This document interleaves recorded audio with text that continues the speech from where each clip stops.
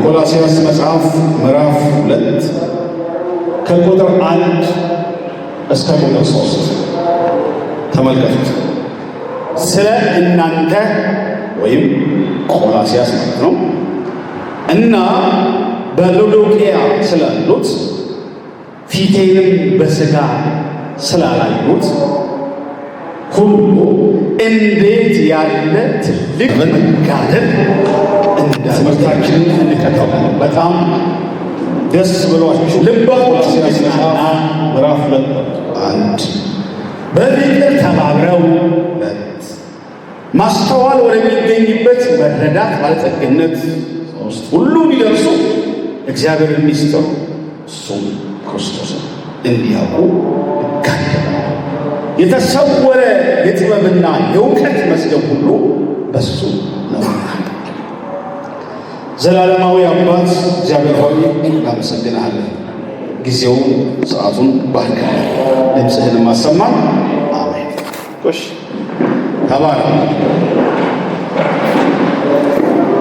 በጣም ብዙ ነገሮች እንደምንማማር አምናለሁ። ይሄን 3 ቁጥር ነው የምንማማረው። ዛሬ አንጨርሰውም። ክፍል 2 ሳምንት እንቀጥለዋለን። 3 ቁጥሮች ነው የማወራው። ሀሳብ በሙሉ የምናወጣው በዚህ ቁጥር ውስጥ ነው። እግዚአብሔር አምላክ ይባረክ። የመጀመሪያዋን ቁጥር ብቻ አንዴ ተመልከቷት። ቁጥር 1 ብቻ አንዴ ሲያነብልን እንስማት። ቁጥር 1 ብቻ ቀስ እያላችሁ ተመልከቱ። ቁጥር 1 ስለ እናንተና በሎዶቅያ ስላሉት ፊቴንም በሥጋ ስላላዩት ሁሉ እንዴት ያለ ትልቅ መጋደል እንዳለ ልታውቁ እወዳለሁ። ይህን ክፍል እንድናየው ፈልጋለሁ። ትልቅ ተጋድሎ አለኝ አለ የሚለው ከዛ ወስጄ ነው የጸሎት ተጋድሎ ያልኩት። የጸሎት ተጋድሎ ተጋድሎውን በሁለት መልክ እናየዋለን። እዛው ክፍል ላይ ካያችሁት ፊቴን በሥጋ የሚል ቃል አለ። ፊቴን በሥጋ ስላላዩት አለ የሚለው። አዎ፣ ስለዚህ በሁለት ከፈልኩት። እኔ ፊቱን በሥጋ ያዩ አሉ፣ ደግሞ ያላዩ አሉ። ስለዚህ የመጀመሪያዎቹን ሰዎች ለማየት እንሞክር። ሰዎቹ ፍጹም አያውቃቸው። የቆላስይስ አማኞችን አያውቃቸውም ጳውሎስ። ቆላስይስ ከተማም ሄዶ አያውቅም። ፍጹም አያውቃቸው። እነሱም ስለ እሱ በስም ይሰማሉ እንጂ አንዳቸውም እንኳ ጳውሎስን አያውቁትም። አያውቁትም። ለምን ካላችሁኝ ባለፈው እንዳጠና ነው ቸርቿን የመሰረተው ሰው ኤጲፋራ የሚባል አንድ ወንድም ነው። ኤጲፋራ የሚባለው ወንድም ቆላስይስ ከተማ ሄዶ ወንጌል ሰብኮ አገልግሎ ሰዎችን አስተምሮ አጥምቆ ቸርችቱን ፕላንት ያደረገው ወንድማችን ኤጲፋራ ነው። ስለዚህ ጳውሎስ ስለ ቆላስይስ ቤተክርስቲያን ምንም አያውቃቸው ማለት ነው። እግዚአብሔር ስሙ ይባረክ። ቁጥር 1 ላይ ምን የሚለው በደንብ አያችሁት? ቁጥር 1 ስለ እናንተና ብሎ ስለማን ነው የሚለው? ሎዶቅያ ይላል።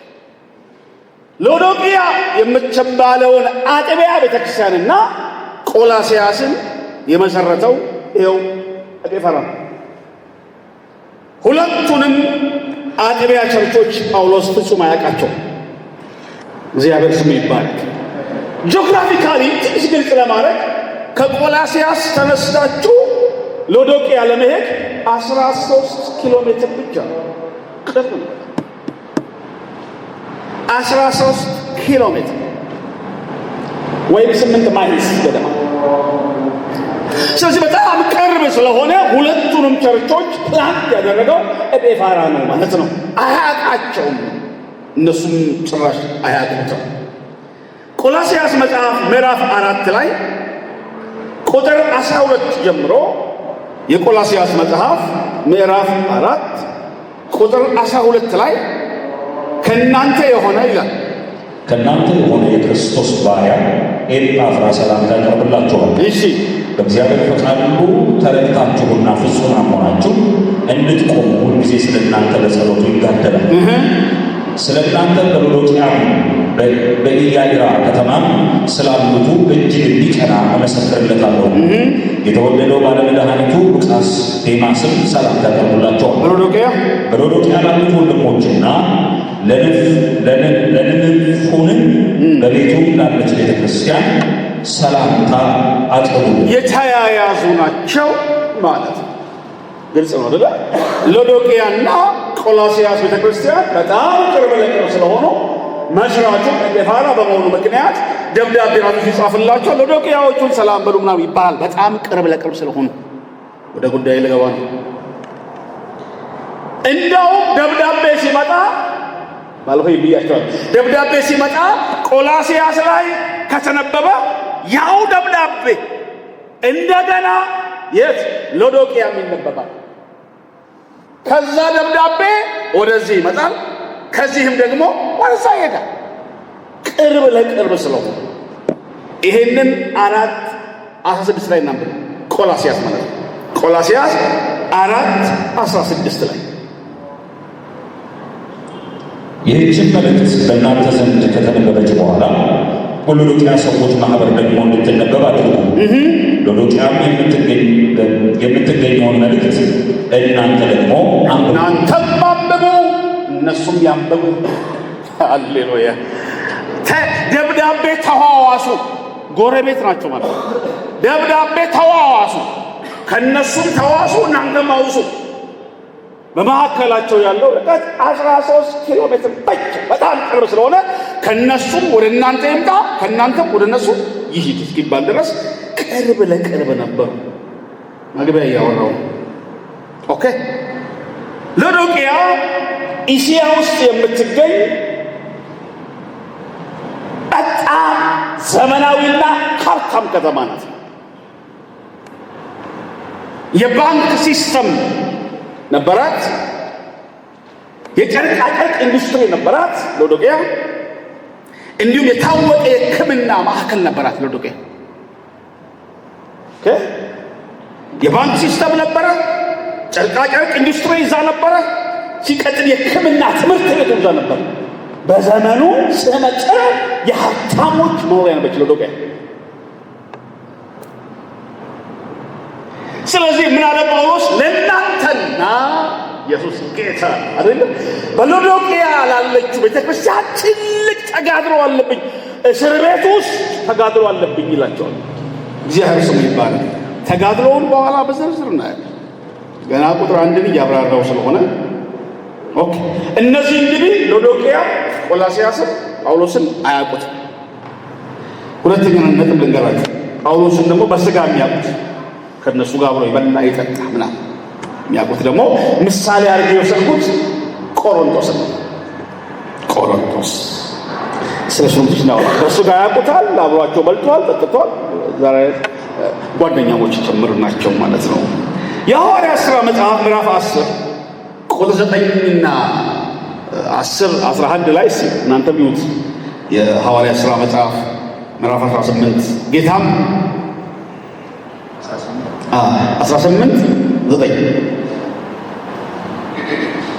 ጌታም ሌሊት በራእይ ጳውሎስን ጌታም ሌሊት በራእይ ጳውሎስን እኔ ካንተ ጋር ነኝ፣ ማንም ክፉ ሊያደርግብህ የሚነሳብህ የለምና አትፍራ፣ ነገር ግን ተናገር፣ ዝምም አትበል። በዚህ ከተማ ብዙ ሕዝብ አሉኝና እሺ። በመካከላቸውም የእግዚአብሔር ቃል እያስተማረ ዓመት ከ6 ወር በቆሮንቶስ ተቀመጠ። ለጳውሎስ በረምስ 1 ዓመት ከ6 ወር ቆሮንቶስ ተቀምጧል። መቀመጥ ፈልጎ ሳይሆን የእግዚአብሔር መንፈስ ተቀመጥ ብሎት። 3 ነገር ተመልከቱ። 1 እኔ ካንተ ጋር ነኝ፣ እኔ ካንተ ጋር ነኝ። ይህን ደጋግሜ ብያቸዋለሁ። መቀባት ማለት የእግዚአብሔር ከእናንተ ጋር መሆን ነው። ማንም ላይኖር ይችላል። እግዚአብሔር ከእናንተ ጋር ከሆነ ግን አሸናፊዎች ናቸው። ጮክ አሜን በሉ። አሜን። እኔ ከአንተ ጋር ነኝ አለው። ሁለት ማንም ክፉ ሊያደርግብህ የሚነሳብህ ከልክያለሁ አለው። አሜን። መኖርህን የማይፈልጉ ሰዎች አሉ፣ ግን ከልክያለሁ። አንድም ሰው ቤት አይመጣም፣ አንድም ሰው አታክ አያደርግም፣ እኔ አስጥልሃለሁ አለው። ኢየሱስ ጌታ ነው። ስለዚህ ተናገር፣ ዝም እንዳትል፣ አውራ፣ ስበክ፣ አስተምር አለው መንፈስ ቅዱስ። እንደምታውቁት እዛ ክፍል ላይ ቢሆን 1 ዓመት ከ6 ወር ምን እያደረገ እያስተማረ 1 ዓመት ከ6 ወር አድርጎታል። 1 ዓመት ከ6 ወር ቆሮንቶስ ከተማ ቁጭ ብሎ አልሰበከም፣ አስተማረኝ። 1 ዓመት ከ6 ወር ሲሪየስሊ በየቀኑ ያስተምራል ጳውሎስ። የት በሉኝ? ቆሮንቶስ። ወደ ጉዳይ ልገባ ነው። ግን 1 ዓመት ከ6 ወር ቆሮንቶስ ተቀምጦ ሲያገለግልና ሲገለገል ሲሰብክ አንዳንድ ነቃፊ የሆኑ ሰዎች፣ ተቺ የሆኑ ሰዎች፣ በደንብ የሚያውቁት ሰዎች ጳውሎስን ትልቅት ስለሚያውቁት ማለት ነው ዝም ብለው ተቹት። እሱን ላሳያችሁ። 2ኛ ቆሮንቶስ 10 ትንሽ ቆይባታለሁ። 10 መልእክተኞቹስ ከባድና ኃይለኛ ናቸው፣ ሰውነቱ ግን ሲታይ ደካማ ነው፣ ንግግሩ የተናቀ ነው ይላሉና። አንዴ ቀላቀላ ብሎ 3 ነገር መልእክቶቹ ከባድ ኃይለኛ፣ ሰውነቱ ደካማ፣ ንግግሩ የተናቀ ነው ይላሉ። ሰፈር ውስጥ እያሙቅ ነው፣ እየታማ ነው። በምን? አንድ መልእክቱ ከባድና ኃይለኛ ነው። እናንተም በሉት መልእክቶቹ ጨፈሏ። መልእክቶቹ ከባድና ኃይለኛ ናቸው። ሰውነቱ ግን ሲታይ ዳካራ ቆያ በደባ በጣም ነው ሙሴን የመሰጠኝ። መልእክቱ ምንድን ነው? ከባድ። ከዛስ ኃይለኛ። ምኑ ነው መልእክቱ? ሰውነቱስ ደቃቃ፣ አለባበሱ ማያምር፣ ጫማው በርገድ ያለ ምናምን ሊሆን ይችላል። እንትኑ ፊዚካል አፒራንስ ጥሩ ሲታይ ደካማ፣ ፕሮቶኮል አይመጥንም ሲታይ። መልእክቶቹ ሲጽፍ ግን 1 ከባድ፣ 2 ኃይል። እሱን ነበር መልእክቶቹ ከባድ ናቸው። ትክክል ነው በጣም። የጳውሎስን መልእክት ምንድነው ከባድ ያደረገው? በነገራችን ላይ ከባድ መልእክት አለ፣ ቀላል መልእክት አለ። ትክክል። ከባድ ካለ ቀላል ማለት ነው። ከባድ መልእክት፣ ቀላል መልእክት፣ ከባድ ስብከት፣ ቀላል ስብከት። አብጠት መልእክቶቹ ከባድ ናቸው እንደምታውቁት። ጳውሎስ 13 ደብዳቤ ጽፏል። መልእክት ለአጥቢያ ቤተክርስቲያን፣ ለግለሰቦች፣ ለጢሞቴዎስ፣ ለቲቶ፣ ለፊሊሞና፣ ለቆሮንቶስ 1ኛ፣ 2ኛ፣ ተሰሎንቄ 1ኛ፣ 2ኛ፣ ሮሜ መጽሐፍ ጽፏል። 13 ደብዳቤ ከዕብራውያን ውጭ አሁን ድረስ መልእክቶቹ ከባድ ናቸው። ቆላስይስ ይኸው ምዕራፍ 1 ብቻ 4 ወር ሁላ እሱ ሁሉ ይጻፍ ሰላም ናችሁ እንዴት ናችሁ ብሎ የጻፈው መልእክት ነው። መልእክቶቹ ከባድ ናቸው። ሮሜን መጽሐፍ መማር ብንጀምር እዚህ ቸርች በእርግጠኝነት 6 ዓመት ልንማር ይችላል። ያውም ካለቀልን ኦኬ። በጣም ከባድ አንድን መልእክት በደንብ ስሙ። አንድን መልእክት ከባድ የሚያደርገው መንፈሳዊ ዕውቀትና መረዳት። መልእክትን ከባድ የሚያደርገው ስለ መንፈሳዊው ዕውቀትና ግንዛቤ ያለን ከፍተ ነው ማለት ነው። ጳውሎስ ዴዝ ነው መረዳቱ። እዛ ደማስቆ መንገድ ላይ እንዴት እንዳብራራለት ጭንቅላቱን እንዴት እንደከፈተለት እስከዛሬ አልገባንም። እስከዛሬ እንዴት በአንድ ጊዜ ሁሉ መንፈሳዊ ዓለም ለሱ ተገልጦ እንደመጣ አናውቅም እስካሁን ድረስ። መልእክቶቹ ምንድን ናቸው ብያለሁ? ከባድ እና ምን ኃይለኛ። መልእክቶቹ ደግሞ ኃይለኛ የሚያደርጋቸው ኢንስፓየር ናቸው። እግዚአብሔር መንፈስ አለባቸው። እያነበብ ትነቃቃለህ። እያነበብ የእግዚአብሔር ቅባት መንፈስ ኃይለኛም ነው። እሱን አንብቦ በታሪክ ውስጥ የጳውሎስን ደብዳቤ ብቻ እያነበቡ ትልልቅ ቴዎሎጂያንስ ንፍጥ በንፍጥ ላጭ በላጭ ሆነው አልቅሰው ወድቀው ንስሐ ገብተዋል። እኔስ ታሪክ እምነት ቆቡን አስወልቆ ከጫካ ያመጣው ሮሜ 1:17 የጳውሎስ ደብዳቤ ኃይለኛ ነው። ሲጮህና አሜን በሉ። አሜን። አዲስ ኪዳን ከፍታችን የተብራራበት እውነት ኢየሱስ ለዘላለም ጌታ። መልእክቶቹ ብዙ ናቸው። ከባድ የእኛም መልእክት ከባድ ኃይለኛ ሆኖ ይጠብቃል።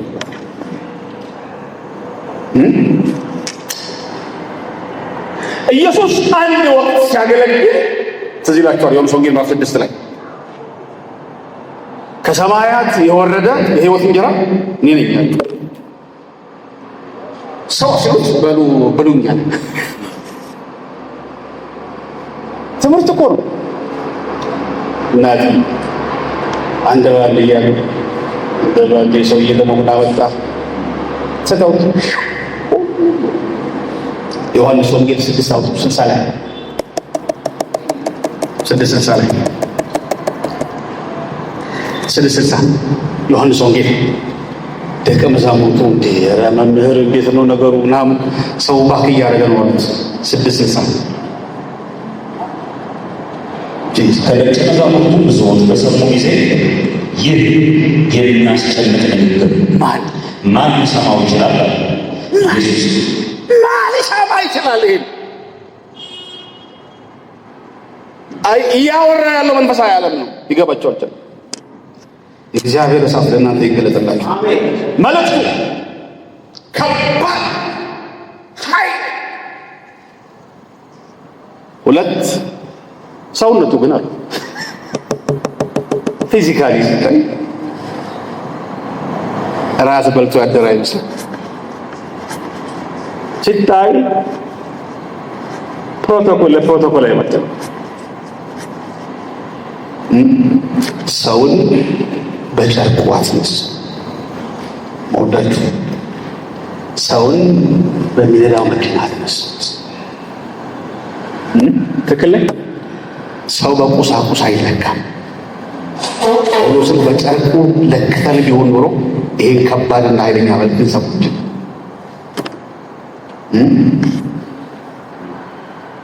ኦኬ። ሰው መንፈሳዊ ሕይወቱ ከላይ ባለው ጨርቅና በሁኔታው የተለቀቀ በቁመትና በዘለክታ ቢሆን ኖሮ ኤልያብ ይቀባ ነበር። ትክክል። ቀድሞ በመወለድ ቢሆን ኖሮ የእግዚአብሔር ቅባት የሚያገኘው ማን ነበር? ኤልያብ። እግዚአብሔር ግን እንደዚያ ነው። እግዚአብሔር ግን ሳሙኤልን ፊቱን በምስት ይሄን ማለት ነው። የቁመቱን ዘለግታ ምን ማለት ነው? ስንት ሳንቲም እንትን ነው? 2 ሜትር ሞልቷል እንትኑ የቁመቱን ዘለግታ አረግ ሰው እንደሚያይ እግዚአብሔር አያይም።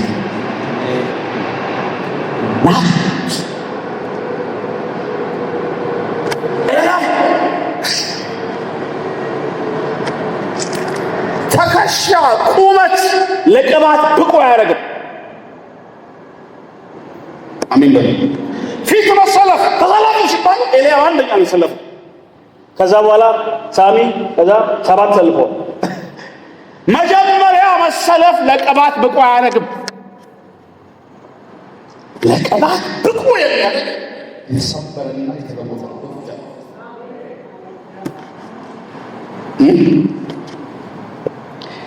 ፊት ቁጭ ስላላችሁ ቅባት አያገኛችሁም።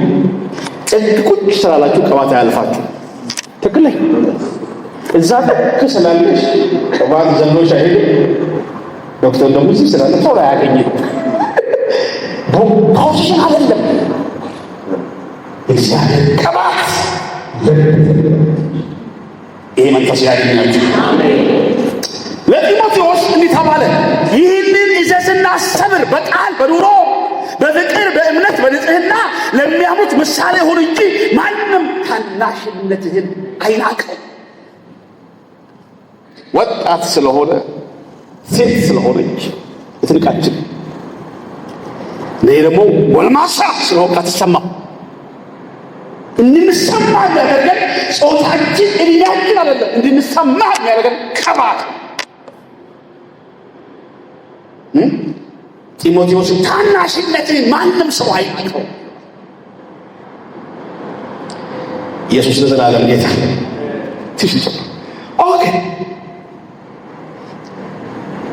ጳውሎስ ለቆላስያስና ሎዶቅያ አማኞች ፊቴን በስጋ አላያችሁትም፣ ደግሞ ቆሮንቶስ ሰዎች ፊቴን በስጋ አይተውት ደካማ ምናምን ብለውኛል። ኦኬ ፊቴን በስጋ ላላዩ ትልቅ ተጋድሏል።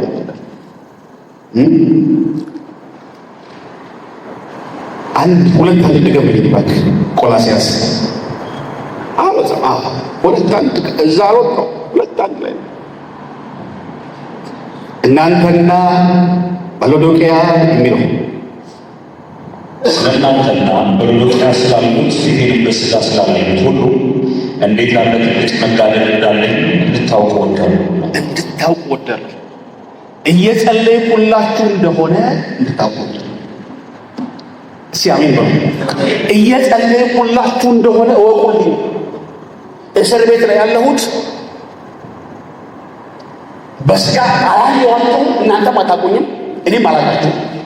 ያለው እስር ቤት ነው፣ ግን ለእያንዳንዳችሁ የጸለይኩ ደግሞ እንደምጸልይላችሁ እወቁልኝ፣ እንድታውቁ ወዳለሁ።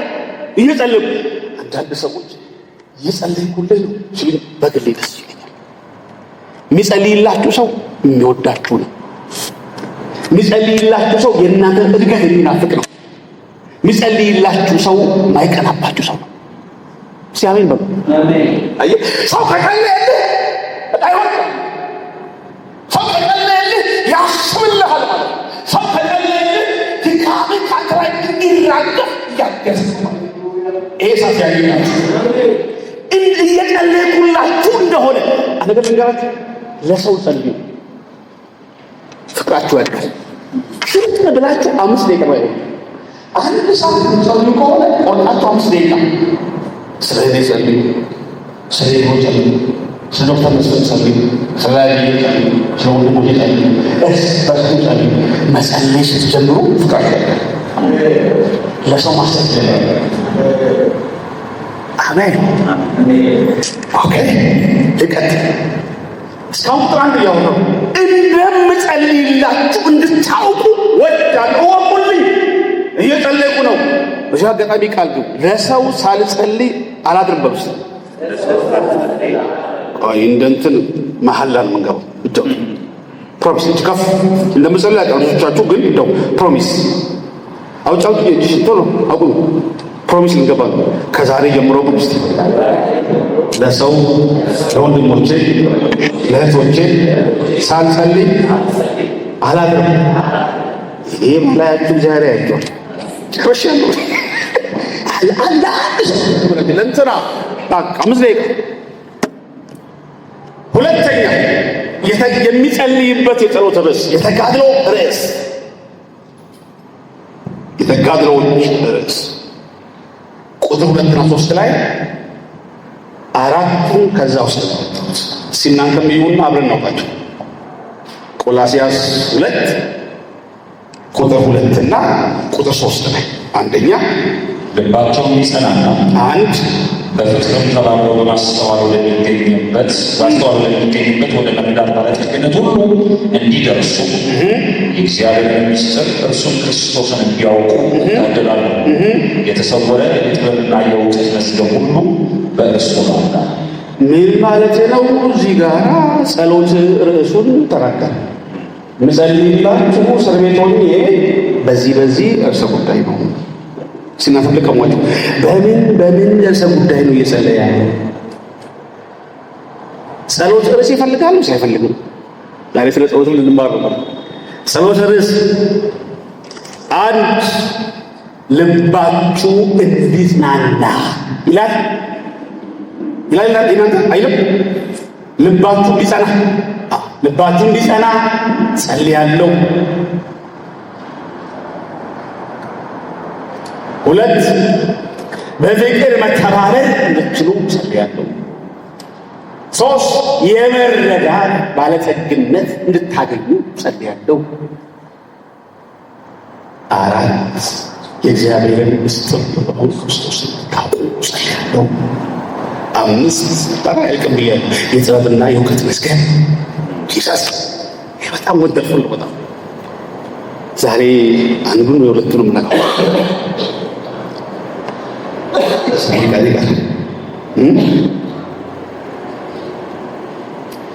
ኢየሱስ ለዘላለም ጌታ። እስቲ በአዲሱ መደበኛ ትርጉም ቁጥር 2 ያው ትምህርት ስለሆነ ብዙ ቨርሽኖች ማየት ጥሩ ይሆናል። አንብበውታል። ደግሞ ልባቸው እንዲጽናናና በፍቅር እንዲተሳሰሩ ፍጹም የሆነውን የመረዳት ብልጥግና አግኝተው የእግዚአብሔር ምስጢር የሆነውን ክርስቶስን እንዲያውቁ ተጋለ። የተሰወረ የጥበብንና የእውቀት ሀብት ሁሉ የሚገኘው በእርሱ ዘንድ ነው። በጣም ቀስ ብዬ ላወራን ባካችሁ፣ በፍቅር ቀስ ብላችሁ። ጸሎት ርዕስ ይፈልጋል። ኤሌመንተሪ ምስል ጸሎት በርዕስ ተይዞ ከእግዚአብሔር ጋር የሚደረግ ተአምራዊ ግንኙነት ነው። ጸሎት በራሱ እኮ ተአምር፣ ጸሎት ሚራክል ነው፣ ተአምር። ጸሎት በርዕስ ከእግዚአብሔር ጋር የምናደርገው ኮሚኒኬሽን ነው። ጸሎት ሌሎች ሰዎች የሚያደርጉልህ ድርጊት አለ። በሌሎች ሰዎች ጸሎት መኖር አይቻልም። አሁን ወደ ጴንጤው ዓለም የገባው ወረርሽኝ ይሄ ነው። ሚስተር ኤክስ ይጸልይልሃል፣ አንተ አትጸልይ። እንዲህ አይነት ትምህርት ያጋልጥ ነው። እያንዳንዱ አማኝ ተንበርክኮ መጸለይ አለበት። አሜን ነው። ወይ የሆነ የሚጸልይ ሰው ማይክ ይዞ እያጸለየ በቃ እኛ አሜን አሜን በጉዳይ ማለት ነው። ስለማለት ርዕስ ተሰጥቶን እንግዲህ የጸሎት ልማድ ብዙ አይነት አለ። የኔ ልማድ አለ፣ የሮዚ ልማድ አለ፣ የሚኮ አለ፣ የኪሩቤል ብዙ አይነት ልማዳችን የቤታችን ፓስተር አለዋስ ልምምድ የግል ስንሰባሰብ ግን በርዕስ መጸለይ አለ። ጳውሎስ ርዕስ አለው። እስቲ ርዕሶቹን ከእኛ ጋር ሲያያዙ እዚህ ጋር ስለ ጆሮ፣ ስለ በርበሬ፣ ስለ ብሬክስሩ አለ ውስጥ ሲፈልጉ ብሬክስሩ ጥርመሳ አለው አንዳምን እንደዚህ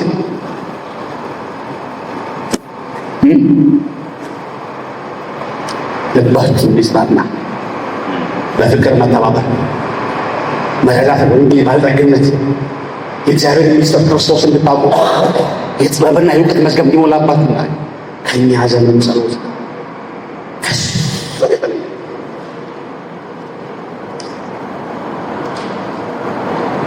ጥሩ ነው። ትምህርት ነው። ጸሎት ደግሞ ስንጸልይ ርዕስ ስንሰጥ ሰዎችን እንዲጸልዩ እንትንስት እድል አንዳንደኛም ስንጸልይ ረፍት የለም። ተጀመሩ እስከሚያልቅ እኛ ነው የምናወራው። ቆይ ዝም ብዬ እያወራሁባችሁ ነው ትጸልያላችሁ። አይ ትምህርት ስለሆነ ብዬ ተገጥላል። ጸሎት እሱም ለሀገር ይችላል 30 ደቂቃ እሱም እንኳን ይበዛል 15 ደቂቃ ከዛ ብዙ ሰዎች ጸልዩ እኔ ደረስኩበት ብሎ ይላሉ ይችላል። እንትን ይጻፋል ጸሎት ርዕስ በወረቀት እሱም አይዛል አንተ ደርሷል አራታው ከዛ ወረቀቱ ያሙት እንዴ በረምስ ሰጣው ወረቀቱ ርዕሱ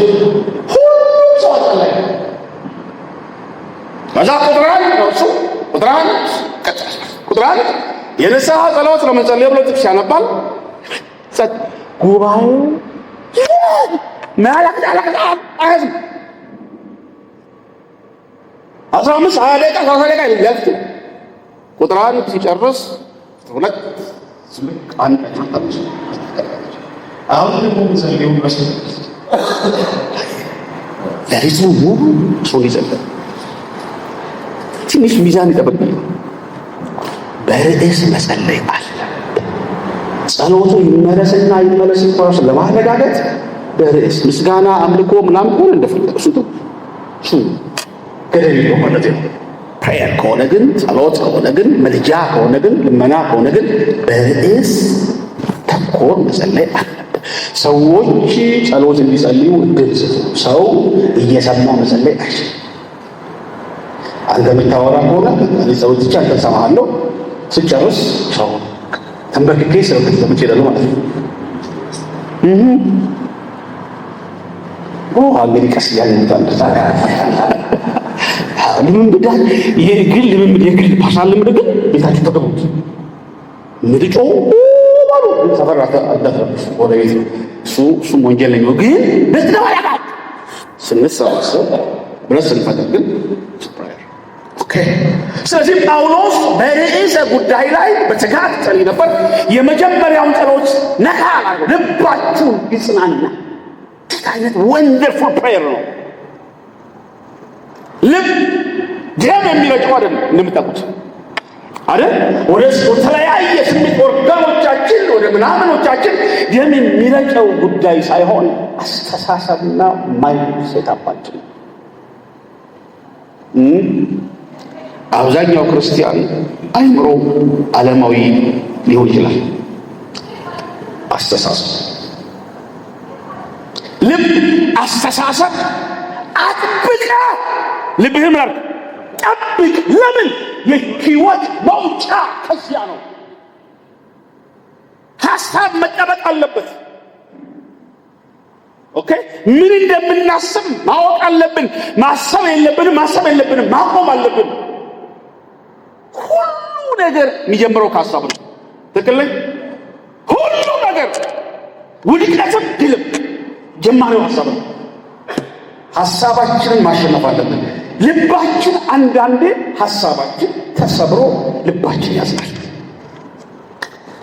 ልባችን እንዲጽናና መጽናኛ ነገሮች አራት አለ። ቶሎ ቶሎ ሊሄድባቸው ጊዜ ያውስ ቶሎ ቶሎ ሊሄድባቸው ልባችን የሚጽናናው እንደምታውቁት ጳውሎስ እንደመከረን አንደኛው ጸሎት ልብ ያጽናናል። ሲጸሎት ወርስ ልብን ያጽናናል። ጸልዮ ሰው ይጽናናል። ሰው ልብ ሲጸልይ ይጽናናል። ጸሎት የምንጽናናበት ቦታ ኢየሱስ ጌታ ነው። መዝሙር 16:11 ላይ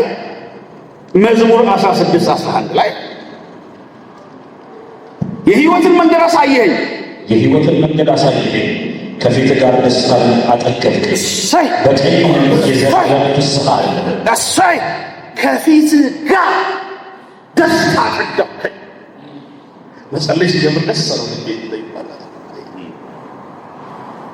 የጸሎት ሰዎች ደስተኛ ናቸው። የሚጸልዩ ሰዎች እየጸለይክ እንደሆነ የሚታወቀው በደስታ ነው። እግዚአብሔርን ፊት አይቶ ሰው ማዘን አይችልም። ሐዘን በእኛ ላይ ይመታል። አሜን። ሁለት ልባችን የሚያጽናናበት መሳሪያ ቱልስ እግዚአብሔር ቃል። እግዚአብሔር ቃል ልብን ማጽናኛ። ተሰሎንቄ አንደኛ 4:17 ተሰሎንቄ አንደኛ 4:17 ስለዚህ እርስ በርሳችሁ በዚህ ቃል ተጽናኑ። በዚህ ቃል ተጽናኑ። እሁድ የምንመጣው እንጽናና ነው። ቃል ሰምተን ተጽናንተን ነው የምንሄደው። ሮብ የምንመጣው እንጽናና ነው። ቃል ሰምተን እንጽናናለን። ዓርብ የምንመጣው ቃል ሰምተን እንጽናና ነው። የእግዚአብሔር ቃል ያጽናናል። አሜን። ይሄ ነው ምኑሽ ሲከፋችሁ እግዚአብሔር ቃል ትጽናናላችሁ በእውነት። አሜን። ሶስት ጥሩ መጽናኛ። ሶስት መንፈሳዊ ጓደኞቻችን ልባችሁ እንትን ሲሰማው እነሱን ፈልጉት። ቤስት ፍሬንድ ይኖሯችሁ፣ ሀሳባችሁን ሼር የምታደርጓችሁ ሰዎች ይኖሯችሁ። መክብብ 4:9 መክብብ 4:9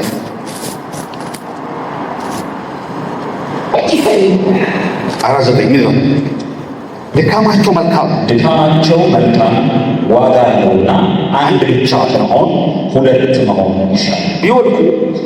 ቢወድቁ አንዱ ሁለተኛውን ያነሳዋል። አንዱ ብቻው ሆኖ መውደቅ ሲል የሚያነሳው ሁለተኛ የለውምና ወንድማማችነት ሐዘንን መታካ ስብራትን ሼር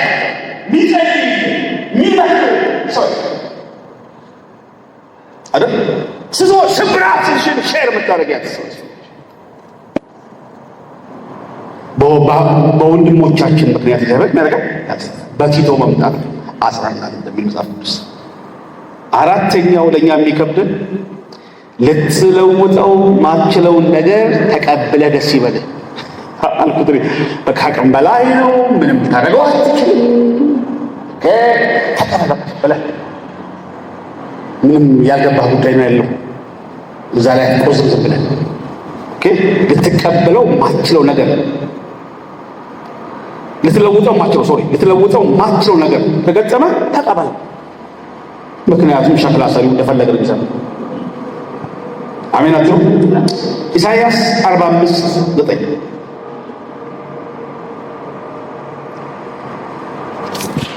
45:9 ይላል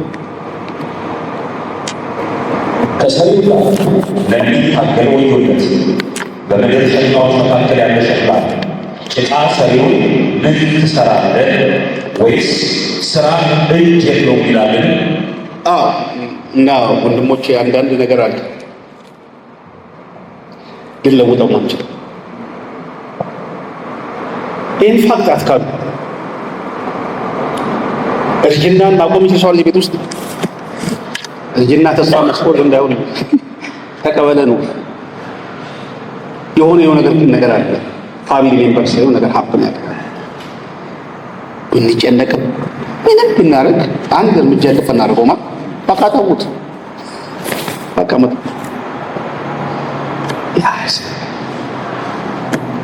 ጌታ አምላክ ይባረክ። ልባችን መጠበቅ አለበት።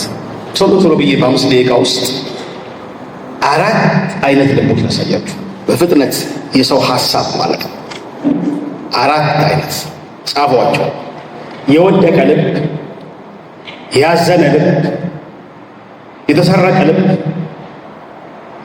የተጣለ ልብ። ደግማችኋል ቶሎ ብዬ የሚልባቸው ብዬ ስለወሰደ የወደቀ ልብ አለ፣ ያዘነ ልብ አለ። የሁሉ ሀሳብ ነው። የተሰረቀ ልብ አለ፣ ሌባ የወሰደው። የተጣለ ልብ አለ። ሁሉም ግን ልብ ሰው ሀሳቡ ስለ ቀይ ምናምን እንዳታስቡ። የወደቀው ልብ አልያምብልኝ አንደኛ ሳሙኤል ዳዊት ያለው ቃል ነው 17:32 በጣም ወንደርፉል። እስቲ ምን ይላል? አንደኛ ሳሙኤል 17:32 ዳዊት ሳኦልን ምን አለ? ስለ እርሱ የማንም ልብ አይውደቅ፣ ስለ እርሱ የማንም ልብ አይውደቅ፣ እኔ ባሪያ ሄጄ ፍልስጥኤማዊ እወጋዋለሁ አለ። የማንም ሰው ልብ አይውደቅ። ሲያያቸው ቆመዋል እንጂ ወድቀው። የቆመ ሰው አለ የሚሄድ ግን ወድቋል። ሀሳቡን ወደቀው። ሳይዋጋ ተሸንፎ በጎልያድ ሙከራ ብቻ እጅ ሰጥቷል። አልችልም ብሎ አምነዋል። ገና ጎልያድ ብቻ ሲሮጥ ይሄዳል። እንዲህ አይነት ሰው ምን ይባላል? የወደቀ ልብን ያለው። እየሄደ ሊሆን ይችላል፣ እየተማረ እያስተማረ ሊሆን ይችላል። በእኔ ሆነባችሁ ሀሳቡ ወድቋልና እሱም ወድቋል። የጊዜ ጉዳይ ነው። የጊዜ ጉዳይ ነው። ስለዚህ ስለ ጠላት ትልቅነት ደጋግሞ መስማት። ብዙዎቻችን ዴቪሊክ የሆነ ሜንታሊቲ አለ። ዴቪሊክ የሆነ ለአጋንንታዊ ሀሳቦች እንትናችን ውስጡ ራሱ ይቆጣል። ስለ አጋንንት ሰው ሲሰማ ጎልያድ ሲሞክር ሰው ይሸሻል። ልብን አንሳ ከወደቀበት የኛ አምላክ አሸናፊ ነው። ልብ ከወደቀ ይህ ቃል የጊዜ ጉዳይ ነው። ልብ እንዳይወድቅ በሀሳብ እንዳትሸነፍ ጮካሜ። ሁለት ያዘነ ልብ ብያቸዋል። እቺን ደግሞ ምሳሌ አድርጌ መውሰድ ሐና እንደምታውቁት አንደኛ ሳሙኤል 1:15 አንደኛ ሳሙኤል 1:15 ሐና ጌታዬ ሆይ አይደለም፣ እሺ እኔስ ልቧ ያዘነባት ሴት አይኔ ልቤ አይ ሐሳቤ ሐሳብ ውስጥ ነው፣ ጥልቅ ሐዘን ውስጥ ነኝ። አይ የልብ ሐዘን ማለት ይሄ ደም የሚረጨው አይደለም። እያዘነ ያለው ሐሳቡ ራሱ ሐዘን፣ ስታወራ ሐዘን። ሐዘንተኛ ልብ ያለው ሰው የብሕትና መንፈስ ይዋጋዋል። ገለል ማለት ይወዳል። ከሰው ጋር አይቀላቀልም። የሐና ፋሚሊ ሜምበርስ እየጨፈሩ እኮ ነው ቤተ መቅደስ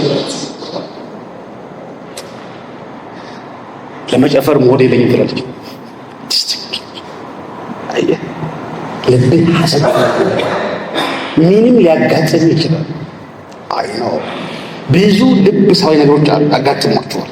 በፍጥነት ከተሰበረና ካዘነ ልብ ውስጥ ነፃ ውጡ ቶሎ ብላ። ልቧ ያዘነባት ሴት። ሶስት የተሰረቀ ልብ ደግሞ ሌላ ሰው የወሰደው ሰውየው ልቡ ውስጥ የለም ሐሳቡ ማለት ነው። እሺ ደግሞ እየረጨ ነው፣ ግን እየሄደም የሆነ ሰው ነው የሚያስበው፣ ሲበላም ሰው ነው የሚያስበው፣ በህልሙ ቢያይም ሰው ነው የሚያውቀው። እንዴ ወደ ቀልብ ተመለስ ይባላል። እንደዚህ አይነት ከባድ ጉዳይ ነው የተሰረቀ ልብ። ሁለተኛ ሳሙኤል 15 ምሳሌ አቤሴሎም የልብ ሌባ ነው። ጮጮሌ ተናጋሪ ነው፣ በጣም ፖለቲከኛ። ሁለተኛ ሳሙኤል 15 ቁጥር 4 ላይ እባክህ አቤሴሎም ነገርና ክርክር ያለው ሁሉ ወደ እኔ ይመጣ ዘንድ ቅን ፍርድ እፈርድለት ዘንድ በአገር ላይ ፈራጅ አድርጎ ማን ሾመኝ ይል ነበር። ሰውም እጅ ሊነሳው ወደ እርሱ በቀረበ ጊዜ እጁን ዘርግቶ ይይዝና ይስመው ነበር። እንዲሁም አቤሴሎም ከንጉሡ ፍርድ ሊሰማ ከእስራኤል ዘንድ በሚመጣ ሁሉ ያደርግ ነበር። አቤሴሎምም የእስራኤልን ሰዎች ልብ ሰረቀ። ወርቅ አልሰረቀ፣ ብር አልሰረቀ። ብር የሰረቀው ያለቃ ፖለቲከኛ ሰውዬው ከአባቱ መንግስት እየወሰደ አይደል? ልባችሁ ሌላ ሰው እንዳይወስድባችሁ። ይሄን በጣም ስሙ። ልብ የሚሰጠው ለጌታ ብቻ ነው፣ ለኔ አይሰጥም። ሌላው ወንድሞች አይሰጥም። ልብ ውድ ነው። ልብ የሚሰጠው ለሰራዊት ጌታ ለእግዚአብሔር ብቻ ነው። እስኪ አሜን በሉ። ጌታ አምላክህን በፍጹም ልብህ ፍጹም ሐሳቤ ውደድ። ተኝቼ የማስበው እሱን ነው። መንገድ ለመንገድ የማስበው እሱን ነው። በህልሜ ብቃሽ እንኳን የማስበው እሱን ነው። በእውነት በህልሜ ቢመጣብኝ እሱ ነው። ሐሳቡ ነው የሚመጣብኝ። ሌላ ሰው ልባችሁን እንዴ! አሁን አንዳንድ ሰው እየጸለየ ራሱ ፊልም ይመጣበታል። ተባረክ ጌታ ሆይ አንተና ጋር ስለሙ ፊልም ሲመጣ ካይዘለ ልቡን ፊልም ወስዶ ተሰርቋል። ቸርች ቁጭ ብሎ ሰው ልቡ ተሰርቆ ደጅ ይበቃል። ሰው ልብህን ጠብቅ፣ ቴሌቪዥን ጠብቅ፣ ሐሳብህን ጠብቅ። ሐሳብህ መጽሐፍ ይላል ሐሳባችሁ ተበላሽተው ይላል። ሐሳብ ከተበላሸ ድርጊቱ ይበላሻል።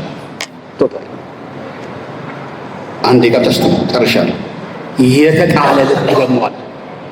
ይሄ እኛ ራስን ምን ጥለው አንደኛ ሳሙኤል 9 ቁጥር 20 9:20 የተጣለ ልብ ከ3 ቀን በፊት የጠፉ አህዮችን ተገኝተዋልና ልብህን አትጣልባቸው። እኔ ጋር ቆመህ ስላየህ አታስብ እኮ ቅባት ይዤ መጥቼ ልጸልይ ሰፈር ቆሜ አታውም ዛሬ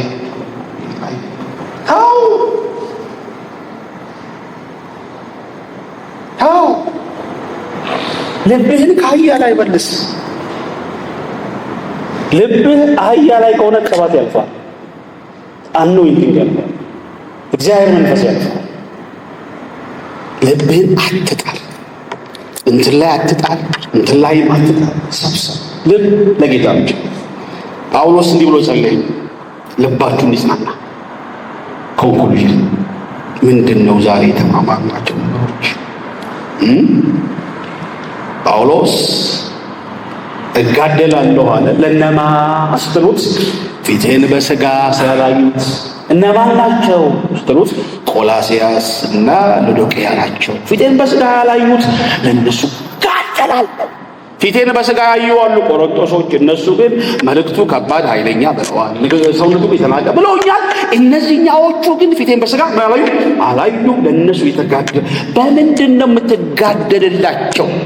አንደኛ እነሱ መጋደልላቸዋል። አንድ በጣም ወሳኙ ነገር እነሱ እንዲልባቸው እንዲጽናና። ሁለት ሳምንት ምናየው በፍቅር እንዲተባበሩ። ሶስት መረዳት ወደሚገኝ ባለጠግነት እንዲመጡ። ሌላስ እግዚአብሔር ምስጢር ክርስቶስን እንዲያውቁት ይጋደላል። ጌታ ይባርካችሁ። 3 ደቂቃ ወስጃለሁ። እንጸልይ። በቃ ጨርሱ። ጌታን አመስግኑ።